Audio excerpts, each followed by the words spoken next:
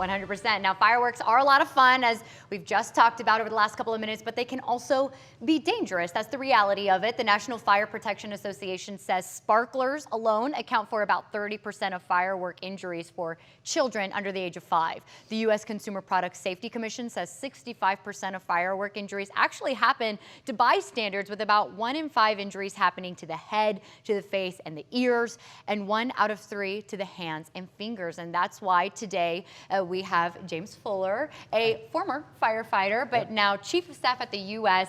Consumer Product Safety Commission. Thank you for joining us on WFA at 4. Thank you very much. Former member of the Consumer Product Safety Commission. Thank you. Thank you so much. Always regulating and watching over our fireworks on behalf of the industry. Well, we appreciate your continued work with that. You know, I see a couple of things here on the table that we recognize. You demand. This is so funny to me. And some of these smaller ones too. Tell us a little bit what we have here and how people can safely, you know, I guess, light them up. Well, of course, on behalf of TNT Fireworks, I wanted to come out and talk about two important rules. If you're going to use fireworks, you've got to be legal and you've got to stay safe, right?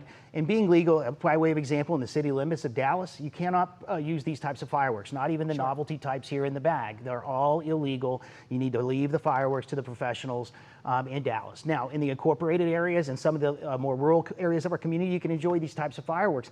But again, you have to be safe. First thing, Natalie, pay attention, read all of the instructions on each of the devices. And as you mentioned, a lot of injuries that happen, and we track this every year as an industry, the injuries that happen are often to bystanders, spectators, because you don't have them far enough away in distance. So keep your audience at a safe distance away from the lighting zone.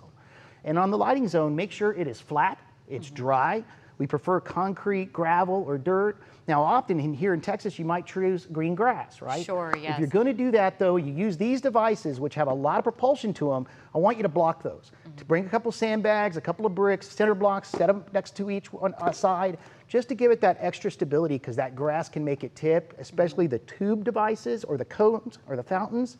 So make sure you put a little bracing around it, step back from it, and you're going to have a great, safe time. Yeah, I think that's what everyone is looking for, a great, safe time. That's right. But sometimes things, they go wrong.